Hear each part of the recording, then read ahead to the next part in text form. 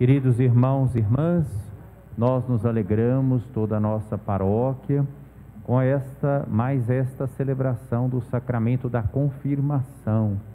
Nós estamos nesse contexto da pandemia e o senhor arcebispo então delegou aos párocos para que pudessem celebrar o sacramento da confirmação no território de suas respectivas paróquias. E nós estamos fazendo então por grupos, para evitar a aglomeração de pessoas, né? Hoje são 19 jovens da comunidade de Nossa Senhora da Conceição de Nova Viçosa. Foi um desafio para vocês e para os catequistas continuar esta preparação, esta formação nesse contexto de pandemia. Exigiu de vocês todos, catequistas e catequizandos, exigiu boa vontade, exigiu criatividade, perseverança, mas vocês conseguiram concluir esse processo de preparação. Ontem eu pude atender as confissões deste grupo, né, se preparando para esse dia de hoje, como fizemos com os grupos anteriores, e portanto nós nos alegramos porque hoje esses jovens completam a sua iniciação cristã.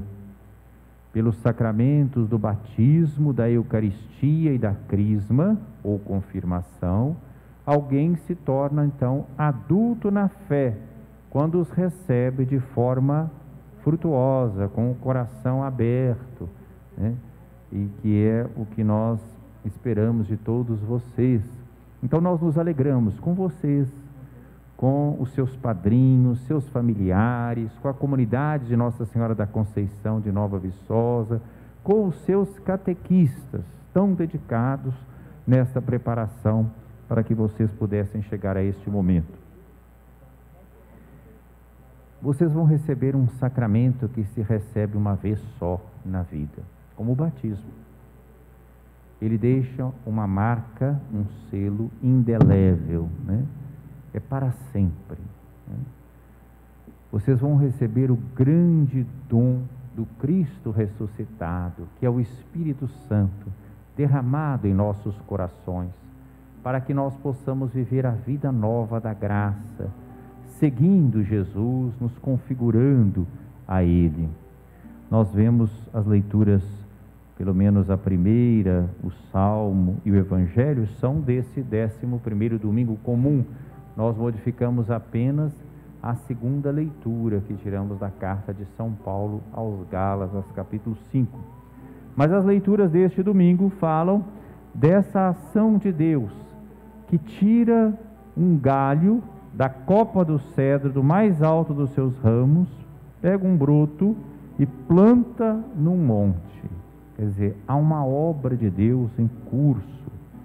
E aí ele produz folhagem, dá fruto, se torna um cedro majestoso. Todos os pássaros vêm se abrigar, né, fazendo seus ninhos. Quer dizer, é a ação de Deus na história formando o seu povo. E forma o seu povo a partir da escolha de um povo simples, não numeroso, que era o povo de Israel. Hoje, por exemplo, se a gente for contemplar assim a história da humanidade, a gente vê que os grandes impérios da antiguidade passaram, nós temos só vestígios, né? Mas não perseveraram. Cadê o grande Egito do passado? O grande império assírio, o império babilônico, o império persa, todos, o império romano, mas o pequeno Israel, né? Esse broto que Deus tirou e plantou e vem se abrigar as nações, porque o novo Israel, que somos nós, o novo povo de Deus, que acolheu o Evangelho de Jesus Cristo, é esse broto plantado por Deus e que frutifica. No Evangelho, Jesus fala do reino. Vocês sabem que a mensagem central de Jesus é o reino de Deus. Nos Evangelhos chamados sinóticos, Mateus, Marcos e Lucas, são 99 vezes que a palavra reino aparece, seja com o nome de reino dos céus, reino de Deus, ou só reino, né? E Jesus fala do reino através de parábolas. Por quê? Porque é desafiador falar do reino. Porque muitas vezes nós temos uma imagem de Deus e da sua presença segundo nossas categorias. E Deus costuma usar meios simples e pessoas frágeis para realizar a sua obra em toda a sua grandeza. Foi assim com o povo de Israel e é assim conosco também. Por exemplo, agora, no meio dessa pandemia, no meio de uma situação adversa, vocês são preparados e recebem este sacramento. É para produzir frutos mesmo. Para que fique bem claro que quem faz tudo isso não somos nós, não são vocês, não são os catequistas, não são os membros da comunidade, não é o padre, é Deus. É Deus que age nesses elementos e nessas situações todas frágeis para realizar a obra que é dele. E é isso que nós temos que aprender. Eu sei que para muitos de vocês o momento é desafiador, porque a própria crisma, não é, foi adiada. Vocês eram para ser crismados o ano passado, né? O ano passado nós não tivemos. E quantas vezes projetos são adiados, estudo, trabalho, dificuldade. Os jovens gostam tanto de se encontrar, quantas dificuldades, né? Nós temos então que perceber como é que Deus vai edificando o seu reino no meio das contradições da história e da nossa vida. Por isso Jesus fala em parábolas, porque muitos imaginavam um reino vindo com poder, uma vitória total, né? Como se Deus se impusesse ao ser humano com sua força, com seu poder, até contra a nossa liberdade. Deus não faz isso. Deus respeita a liberdade do ser humano. Ele sempre convida, Ele sempre se propõe, Ele sempre nos atrai, mas Ele respeita a decisão nossa.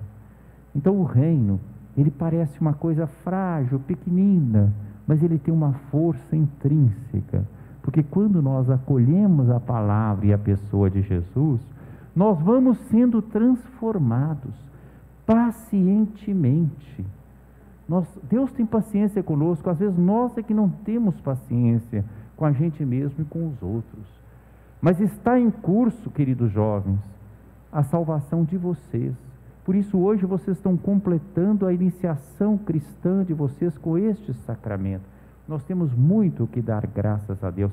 E é um símbolo simples, um óleo que foi abençoado pelo bispo, um óleo perfumado, para simbolizar que vocês devem espalhar neste mundo o bom perfume de Jesus Cristo.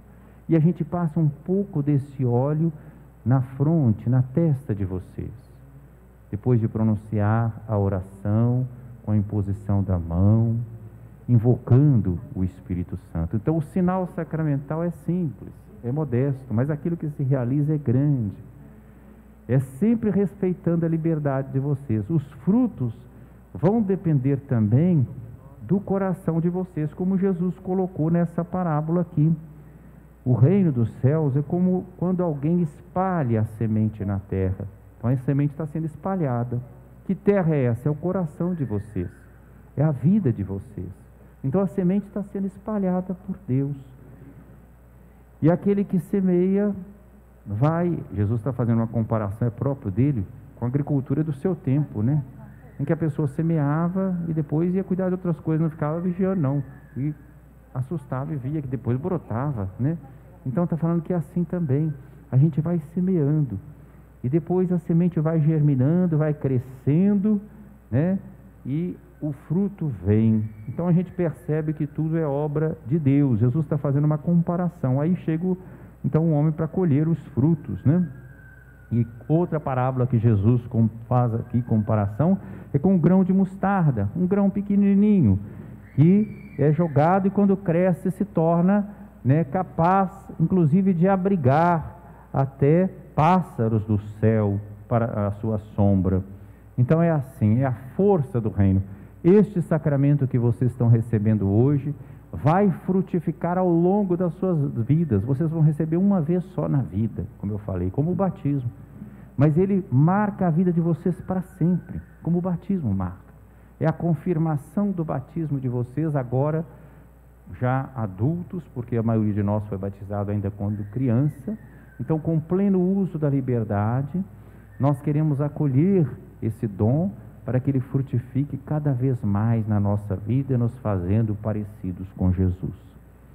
E aí vamos produzir aqueles frutos que são próprios do Espírito. A vida é combate, a vida tem seus desafios. Nós ouvimos na segunda leitura, foi para a liberdade que Cristo nos libertou. Mas essa liberdade não deve ser pretexto para servirmos à carne, isto é, aos instintos egoístas. Quando fala carne aqui, não são só os pecados contra a castidade, né? Mas a carne aqui é o ser humano marcado pelos instintos egoístas. E Paulo fala de uma relação de instintos egoístas, mas depois ele fala dos frutos do Espírito, e justamente o que vocês vão receber: amor, alegria, paz, né? Longanimidade, que é paciência, né? Essa benignidade, que é a grandeza de coração, a largueza de coração, a bondade, né? Esses frutos que ele está lembrando aqui e que mostram a pessoa nova, né? Contra essas coisas não tem lei, né? A lealdade, quer dizer, a fidelidade, a mansidão, a continência, que é esse equilíbrio, não ser joguete das paixões. Contra essas coisas não existe lei, porque estão marcados pelo amor, pelo Espírito Santo. Então vocês recebem o Espírito Santo para serem verdadeiramente livres, livres para amar, livres para servir.